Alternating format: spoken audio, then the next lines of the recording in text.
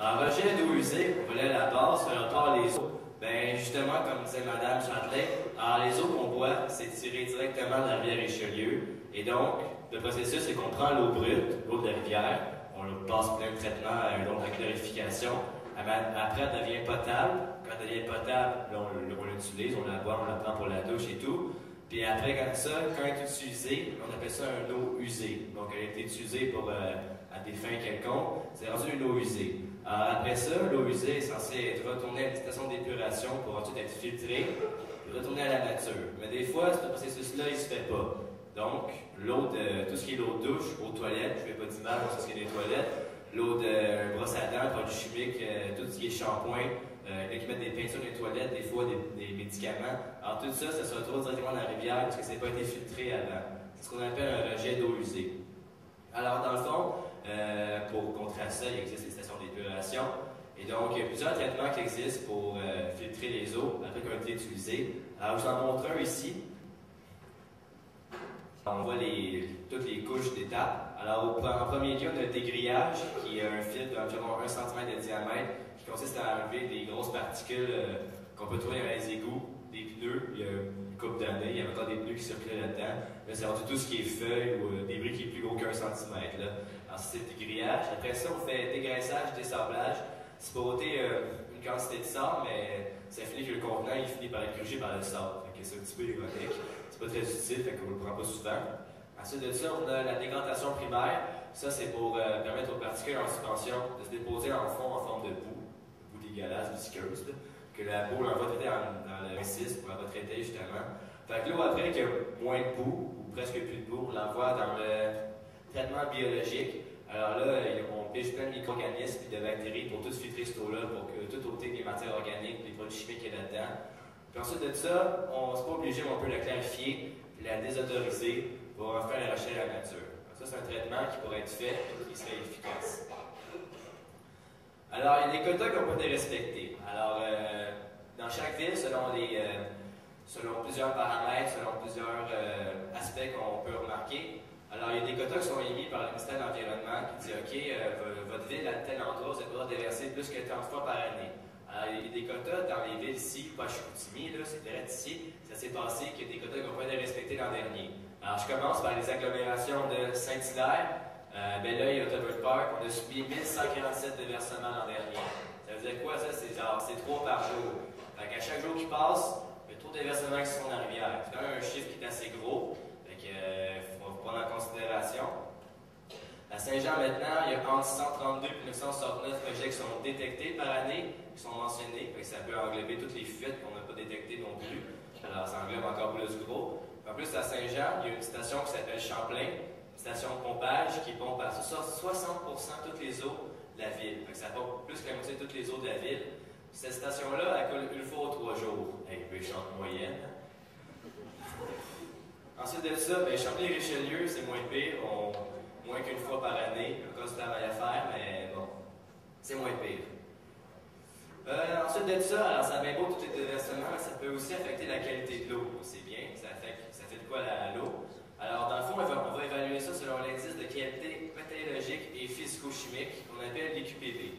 Alors, l'IQPB, c'est une évaluation qu'on utilise souvent pour se donner une cote à l'eau. C'est évalué selon 7 paramètres, dont le phosphore total, les oxydes d'azote, les coliformes fécaux, la chlorophylle A, l'azote ammoniacal, l'humidité et la matière en suspension. Alors, on a 7 paramètres, on donne une cote de A à E selon leur concentration dans l'eau. Alors, E étant la pire, étant une grande concentration de particules par volume d'eau, puis A étant la meilleure, c'est-à-dire qu'il y a peu de particules par volume d'eau.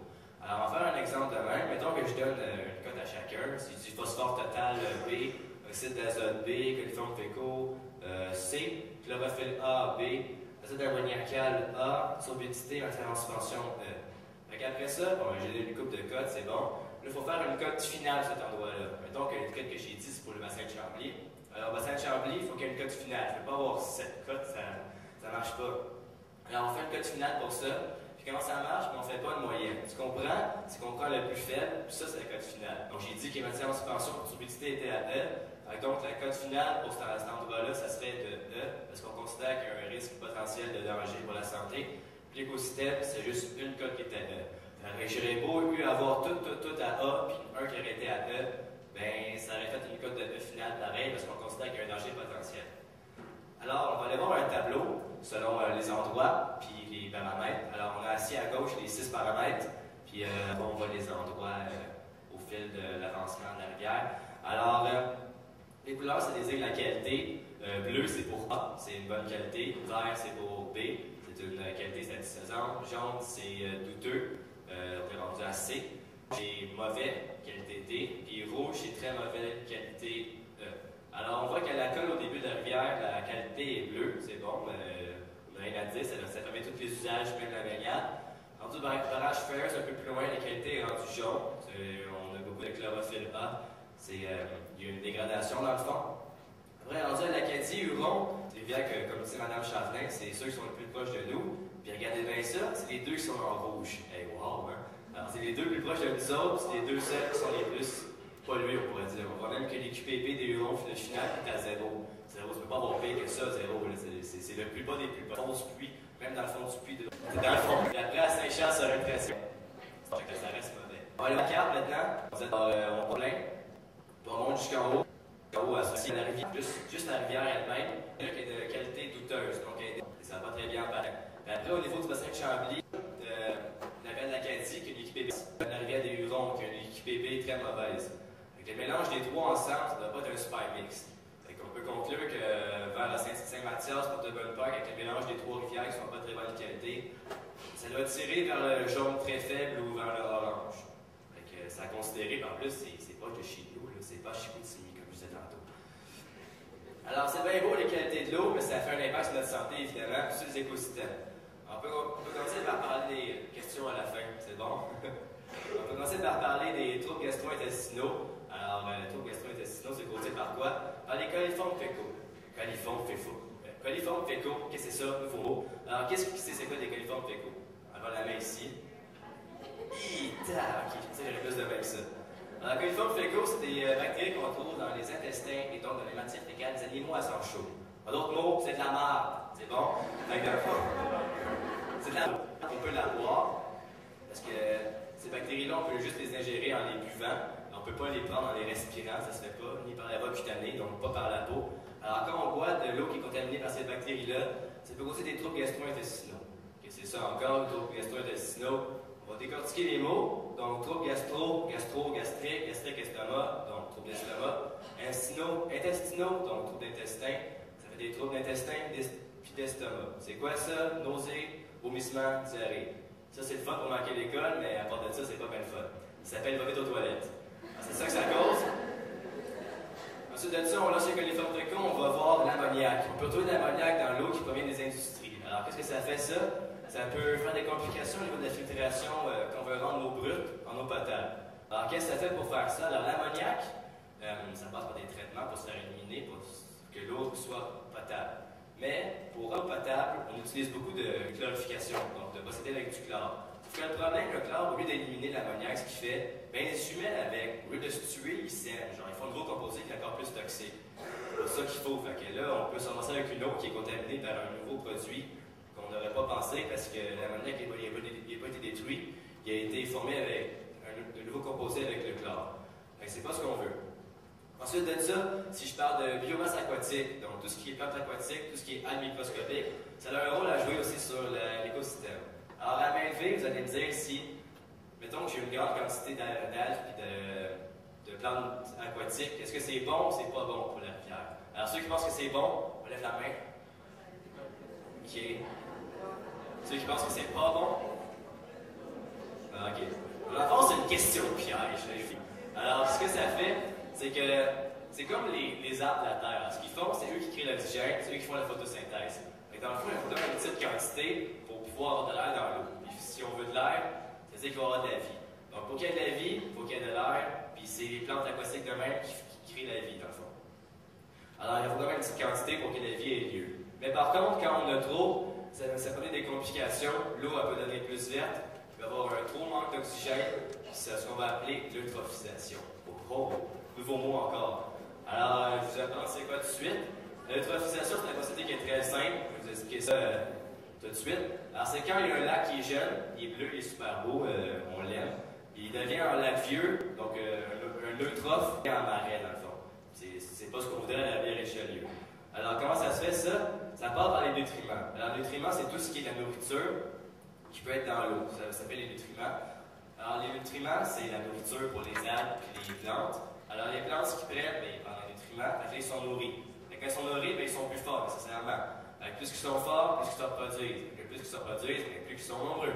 Plus qu'ils sont nombreux, maintenant, ils meurent. Ils ne vivent pas éternellement, ces bactéries-là, ces algues-là. Quand ils meurent, ils se déposent dans le fond, puis ça fait une couche qui est dans le fond qu'on appelle une condition de corps mort. Alors, dans le fond, quand ils sont déposés dans le fond, selon le cycle de la vie, il faut qu'ils se fassent décomposer. Alors là, il faut que les décompositeurs y entrent en jeu. Ce qu'on va appeler les bactéries hétérotrophes.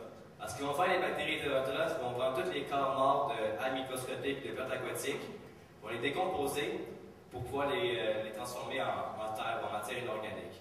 Mais pour faire ça, ces bactéries-là ont besoin d'énergie pour fonctionner. L'énergie est dite de l'oxygène. Alors, dans le fond, ce que je suis en train de vous dire, c'est que les bactéries ont besoin de beaucoup d'oxygène pour pouvoir décomposer. Et de plus en plus qu'il y a dans le microscope, de plus en plus il y en a qui meurent. Et plus qu'il y en a qui meurent, ça veut dire qu'il y a une plus grosse couche dans le fond de mort. Et il y a encore plus de décomposition à faire. Et de plus en plus d'oxygène qui est consommé dans l'eau. Fait qu'on a un manque d'oxygène dans l'eau. Ce qui fait que, puis j'ajoute en plus que l'oxygène qui est dans l'eau est 30 fois plus rare que l'oxygène dans l'air. Ça fait qu'à un moment donné, on manque d'oxygène. Là, les bactéries, ils prennent beaucoup d'oxygène pour décomposer. Fait que là, les poissons, ils manquent d'oxygène. Fait qu'ils vont mourir eux aussi. On se fait décomposer. Les bactéries vont encore décomposer. Fait qu'ils vont encore avoir de l'oxygène. Finalement, il n'y a plus de vie, puis moi aussi, je manque d'air. On va passer à la diapositive suivante. Alors, ce qui est dit, c'est que ce processus-là, avant, il prenait des dizaines de milliers d'années à faire. Juste ça. Juste des dizaines de milliers d'années. Mais maintenant, avec l'action humaine, il y en a juste 10. Des dizaines de milliers d'années à se produire. C'est 1000 fois plus rapide, ou divisé par 1000, selon votre perception des chiffres. Vous ne se pas avec vous autres. Ensuite, turbidité, c'est la teneur de l'eau en particules suspendues qui la trouble. Alors, dans le fond, ça, c'est pas très nocif pour la santé, c'est plus esthétique, donc c'est une couleur de l'eau. C'est sûr qu'au début, on peut voir nos membres à travers l'eau, comme la bière Richelieu. Si même ça, c'est la surface, puis je mets ma main ici, ma main, je ne l'ai pas déjà pu. C'est pas le fun à faire. Alors, la turbidité, c'est calculé en UTN, puis juste des chiffres comme ça. Alors, rendu à 5 UTN, nous, rendu visiblement plus trouble. Alors, dans les piscines où je travaille, justement, en tant que sauveteur, quand on voit que la turbidité elle dépasse 5 UTN, il faut qu'on évacue parce qu'on ne pourrait pas voir un corps dans le fond. Fait que rendu à 5 UTN, la turbidité est rendue un peu trop grande. Ça se voit que l'eau est foncée.